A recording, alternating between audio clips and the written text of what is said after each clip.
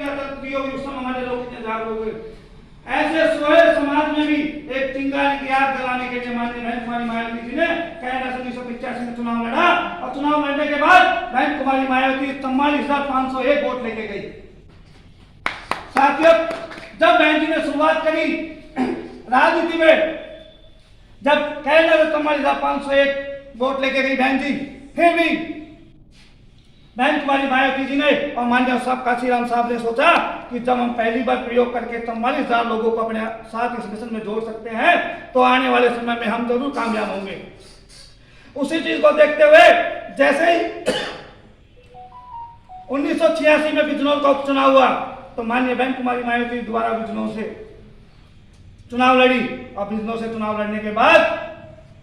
दूसरी बार जब चुनाव लड़े तो बहन कुमारी मायावती ने 66,403 वोट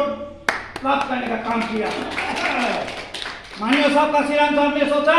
कि यह हमारा दूसरा प्रयोग है। दूसरा प्रयोग होने के बाद दिन रात जैसे आज हम राजस्थान में लगे हुए वैसे ही माननीय बहन कुमारी मायावती जी साहब काशीराम साहब ने और तमाम पुराने वाम से डीएसओ के लोगों ने यूपी में एक सोचा ऐसी उपजाऊ जमीन है जहां से अगर हम बीज बोए बसपा नामी तो जरूर अंकुरित होकर के बाहर निकलेगा। उसी चीज को देखते हुए माननीय साहब काशीराम साहब ने जैसे ही द्वारा उपचुनाव हुए हरिद्वार के, जहां पे हरिद्वार के बड़े बड़े बीजेपी कांग्रेस के मठाधीश लोग चुनाव लड़ रहे थे, दिग्गज लोग जो केंद्रीय मंत्री चुनाव लड़ रहे थे, उनके सामने माननीय बहन कुमारी मायावती जी को चुनाव लड़ाने का माननीय साहब काशीराम साहब ने काम किया। और साहब काशीराम साहब ने जब काम किया तो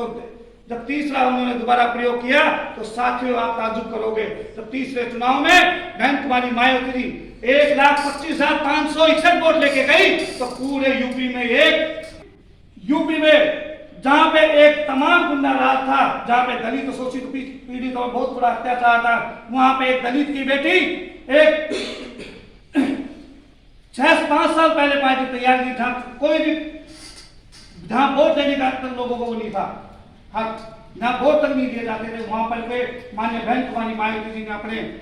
दिन रात मेहनत करके, माननीय साहब काशीराम साहब ने मेहनत करके 1.25 लाख लोगों को, जब माननीय साहब काशीराम साहब ने बहन जी ने